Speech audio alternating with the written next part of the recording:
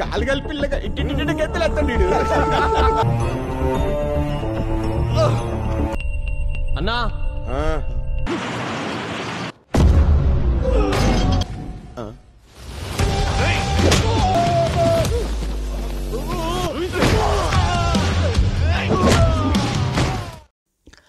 Halo sahabat, Assalamualaikum. Apa kabar? Semoga sehat selalu dan senantiasa berbahagia. Terima kasih sudah subscribe dan selalu setia menyimak video-video SLMT-TV. Semoga Tuhan Yang Maha Kuasa selalu memberikan rezeki yang berlimpah ruah dan juga berkah untuk sahabat semua. SLMT-TV kembali hadir menemani waktu bersantai sahabat dengan alur cerita film-film pilihan. Kali ini SLMT-TV hadir dengan sebuah alur cerita dari film yang berjudul Atiti Devo Bava.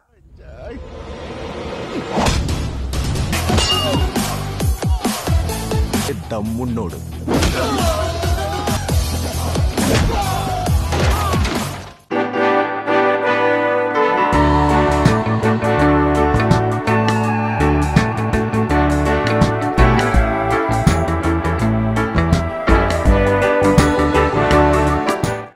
Sebuah mobil minibus berhenti di sebuah tanah kosong dan tak lama beberapa pemuda keluar dari mobil tersebut dan menarik tubuh Abai yang telah terikat. Tak lama ia ditinggalkan begitu saja oleh pemuda tersebut. Abai tersentak dan terbangun dari tidurnya dengan segera setelah mengalami mimpi buruk yang sangat menyeramkan baginya. Dengan bergegas ia meninggalkan kamar tidurnya dan mencari ibunya di setiap sudut ruangan yang ada di kediamannya. Panik pun langsung menyergap dirinya hingga ia terkejut ketika mendengar suara teleponnya berdering. Dari seberang telepon ibunya mengabari kalau ia harus pergi ke Vizak untuk melihat keadaan nenek Abai yang terkena serangan jantung. Namun ia telah berpesan pada Laksmi untuk bisa datang lebih awal, namun Laksmi belum tiba sampai Abai terbangun dari tidurnya. Tak lama Laksmi datang dan membuatnya tenang karena kali ini ia memiliki teman di rumahnya. Abai didiagnosa oleh seorang dokter ketika berumur 12 tahun menderita monophobia, yaitu ketakutan bila seorang diri. Hal itu dikatakan dokter ketika Abai ditemukan pingsan oleh ibunya dengan luka di pergelangan tangannya. Ia telah mencoba bunuh diri ketika ia tidak memiliki seorang teman satupun di dekatnya. Abai merasa tubuhnya bergetar dan seluruh tubuhnya berputar serta merasakan pusing yang sangat hebat dan ia bisa melakukan hal nekat untuk mengakhiri hidupnya. Abai yang mencintai Madu mencoba menceritakan tentang penyakitnya pada Madu. Namun ia malah menolak lamaran yang diberikan oleh Abai dan menganggap kalau Abai tidak akan mampu menjaga dirinya dengan baik. Hingga hubungan mereka pun berakhir begitu saja. Padahal Abai sangat mengharapkan Madu bisa menjadi istri yang baik untuk dirinya.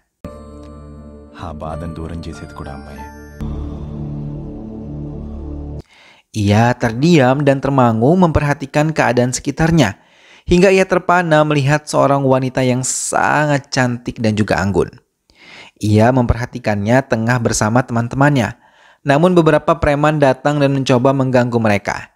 Dengan cepat, Abai keluar dari mobilnya dan melumpuhkan mereka hingga mereka ketakutan dan berlari meninggalkan tempat tersebut.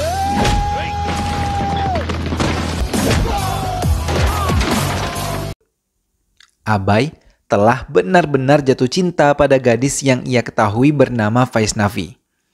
Ia sering tersenyum sendiri mengingat pertemuannya dengan gadis tersebut hingga ia selalu digoda oleh Giri untuk bisa melumpuhkan hati Vaisnavi itu. Saat Abai menemani Giri ke sebuah toko sari, ia melihat Vaisnavi tengah bersama teman-temannya. Ia tersenyum bahagia. Giri pun mengajaknya untuk bisa menemuinya. Namun Abai menolak dan memperhatikan Vaisnavi yang dengan lemah lembut menerima kekurangan orang lain. Abai yakin kalau ia berjodoh dengan Vaisnavi, ia akan bisa diterima dengan baik walaupun ia memiliki kekurangan dan juga penyakit. Abai menceritakan pada ibunya sosok Vaisnavi yang sangat ia kagumi. Dan saat ibunya melihat wajahnya melalui handphone, ibunya pun yakin kalau Vaisnavi bisa menjadi istri sekaligus menantu yang baik untuk Abai. Saat mengunjungi kuil, tanpa sengaja mereka bertemu di tempat itu. Kali ini Vaisnavi yang menegur Abai yang tengah bersama ibunya. Mereka pun berbincang hangat dan Abai serta Vaisnavi pun bertukar nomor handphone. Abhay. Kali ini Vaisnavi menelpon Abai dan mengajaknya bertemu. Abai mengiyakan dan menunggu bersama Giri di sebuah restoran. Bye bye. కులిరా నువ్వు.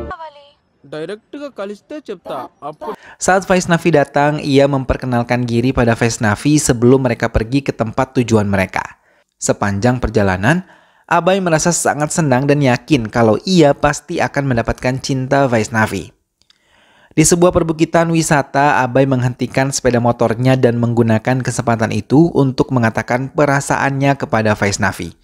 Tapi tiba-tiba, Vaisnavi pergi begitu saja hingga membuat panik Abai. Ia terus mencari hingga ia hampir saja terjun di pembatas jalan tersebut. Tak lama Vaisnavi datang dan menariknya. Abai langsung memeluk Vaisnavi dan merasakan ketakutan saat Vaisnavi tidak bersamanya. Abai dan Vaisnavi pun telah menyatakan cintanya satu sama lain. Saat berada di kuil dengan cepat, Abai membantu ayah Vaisnavi yang terkena serangan epilepsi yang sudah lama dideritanya. Setelah tenang, ayahnya pun dibawa menjauh dari kerumunan para pendoa di sana. Vaisnavi menjelaskan kalau ayahnya menderita epilepsi sejak lama. Tapi Abai tidak sama sekali menghindari Vaisnavi dan keluarganya. Ia malah menerima dengan tangan terbuka kekurangan ayah Vaisnavi. Di rumah, Vaisnavi yang tengah direncanakan akan menikah dengan lelaki lain langsung ditolak oleh Vaisnavi dan ia menunjukkan foto Abai kepada kedua orang tuanya. Ayahnya menerima dengan tangan terbuka kehadiran Abai di hati putrinya, tapi tidak untuk ibu Vaisnavi. Ia tidak menerima dan meninggalkan Vaisnavi bersama suaminya. Vaisnavi pun menurutinya dan mencoba mengatakan hal baik tentang Abai. Dan ia yakin ia bisa menjadi suami yang melindungi dirinya dan juga anak-anaknya kelak. Ibu Vaisnavi hanya menghela napas dan mengiyakan keinginan putrinya tersebut. Abai pun mengabari ibunya kalau ia dan Vaisnavi akan segera menikah setelah mendapatkan restu dari kedua orang tua Vaisnavi. Mendengar hal itu, ibu Abai sangat bahagia dan Abai juga mengatakan ia akan menceritakan siapa dirinya sebenarnya pada Vaisnavi agar ia bisa menerima Abai menjadi suaminya nanti. Kali ini Abai yang ditinggal seorang diri di rumah meminta Giri untuk menemaninya. Tapi Giri beralasan akan datang 10 menit lagi. Karena panik dan takut, Abai malah melihat seorang pencuri yang berniat masuk ke rumahnya. Karena ia tidak mau sendirian, ia pun mengajak pencuri tersebut untuk menemaninya selama Giri belum datang. Ia pun memberi makanan kepada pencuri tersebut agar ia bisa berlama-lama dengannya. దొంగతనం చేయడానికి ఇది చిరంజీవి గారి జమానా కాదు బ్రో. దొంగతనం స్టార్ట్ చేసావా? లేదు భయ్యా, అన్నీ అమ్ముకున్నా చేయటం మొదలు పెట్టా. Tak lama Giri pun datang dan membawa beberapa minuman beralkohol di tangannya. Mereka mengajak pencuri tersebut bergabung bersama mereka untuk menikmati minuman yang dibawa oleh Giri. Pencuri yang mengaku bernama Immanuel itu pun bersuka cita menikmati minuman beralkohol yang dibawa oleh Giri. Namun keinginan mencurinya malah membuatnya mengambil dompet milik Giri. Namun ia tertangkap tangan dan Abai yang baru saja kembali dari dapur mengakui kalau Immanuel memang seorang pencuri. Hal itu membuat Giri menjadi kesal karena mengizinkan pencuri bersama dengan mereka. Immanuel pun dipukuli oleh mereka dan meninggalkan tempat tersebut. ఇంకోసారి ఏరియాలో కనబడావా? Abai dan Giri pun menghabisi minuman hingga mereka mabuk. Abai meminta Giri untuk menemaninya karena ibu Abai tengah pergi menengok neneknya yang kembali masuk rumah sakit. Namun Giri menolak karena ia ingin pergi mengunjungi puja kekasihnya. Abai terus memaksa hingga mengantongi kunci rumahnya. Hingga mereka pun tertidur pulas dan tiba-tiba Giri terbangun dari tidurnya dan mengambil kunci dari dalam kantong Abai. Giri pun meninggalkan Abai seorang diri hingga ia tidak sengaja melempar kuncinya dan terselip di dalam karpet.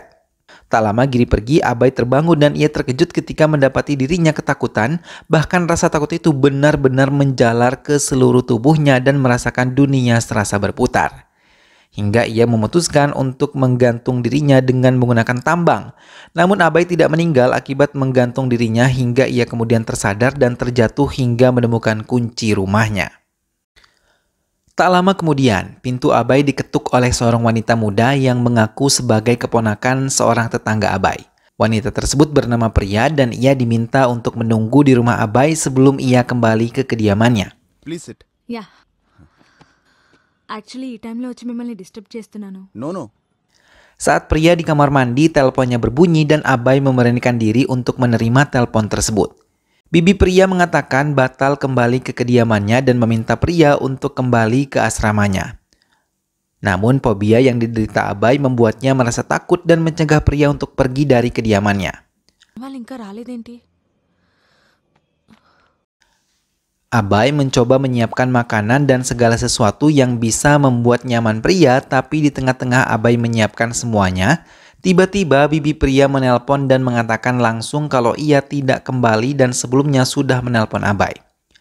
Hal itu pun membuat pria takut terlebih saat Abai ditemani sampai pagi. Ia berusaha keluar dari rumah tersebut hingga berulang kali namun gagal. Tak lama bel pintu berbunyi. Fasnavi pun datang. Melihat pintu terbuka, pria langsung berlari keluar dari rumah Abai.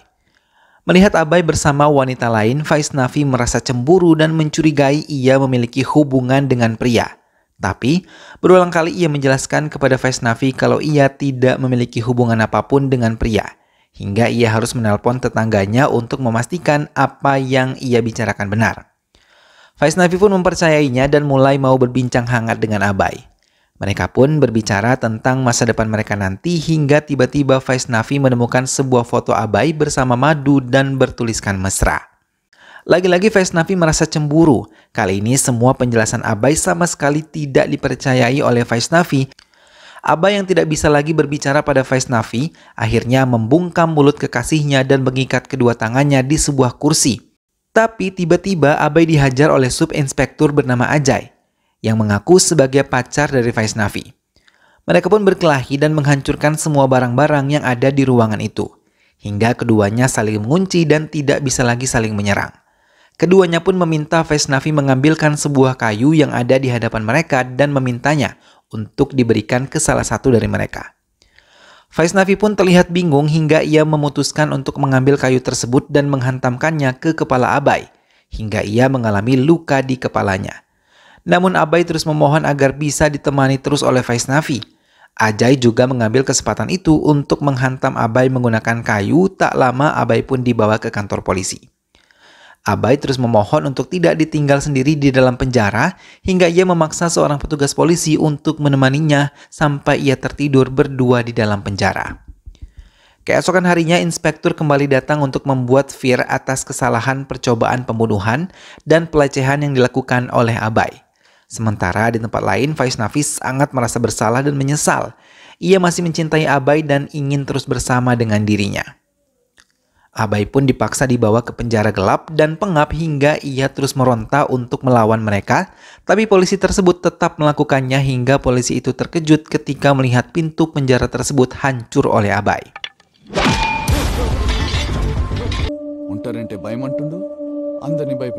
Abai pun diperiksa oleh dokter dan dokter mengatakan kepada polisi kalau Abai menderita monofobia, hingga ia memaksa semua orang untuk menemaninya. Ia sama sekali tidak ingin ditinggal sendiri. Bila hal itu terjadi, maka ia akan melakukan sesuatu yang bisa membahayakan dirinya. Abai pun dibebaskan karena terbukti tidak bersalah dan mengizinkan kembali ke kediamannya.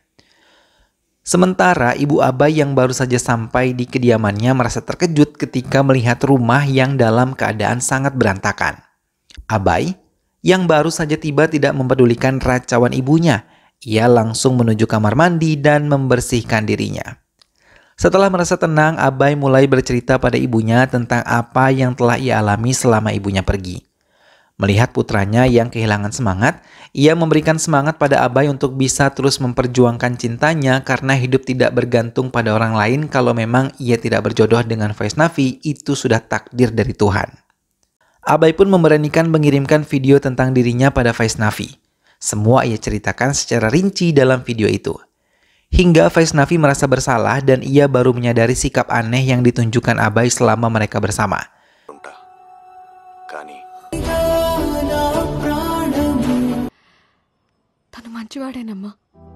Dengan cepat ia mencoba mencari keberadaan Abai di kantor polisi tapi tidak menemukannya. Ia pun mencoba menghubunginya dan memintanya untuk menemuinya di area perbukitan. Abai pun mendatangi tempat tersebut, namun baru saja ia tiba, tak lama sebuah minibus datang dan membawanya. Vaisnavi menjerit dan mencoba menolongnya tapi tidak berhasil. Abai dibawa oleh preman-preman yang pernah mengganggu Vaisnavi ke sebuah gudang tua. Di tempat itu ia ditinggal seorang diri sementara mereka menonton Abai dari televisi. Abai yang merasa ketakutan seorang diri mencoba keluar dari tempat itu tapi tidak bisa menemukan jalan keluarnya. Hingga ia pun jatuh pingsan dan preman-preman itu merasa ketakutan lalu mendatangi Abai. Namun saat mereka tiba, Abai langsung tersadar dan menghajar mereka semua. Hingga mereka pun akhirnya melarikan diri.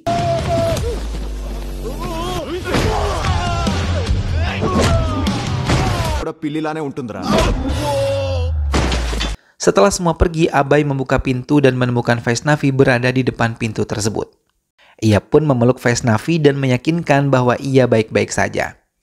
Setelah meminta maaf, Vaisnavi meminta agar bisa menjalankan kembali hubungan mereka dan bisa menikah. Keluarga Abai pun merasa senang karena mereka bisa kembali bersatu dan film pun selesai. Nah sahabat, itulah tadi alur cerita dari film yang berjudul Atiti Devobhava, sebuah kisah yang sangat menarik tentang seorang yang mengidap monofobia. Satu pesan yang bisa diambil dari film ini adalah jangan pernah takut merasa sendiri ya sahabat, karena pada hakikatnya kelak ketika mati kita akan sendiri di dalam kubur.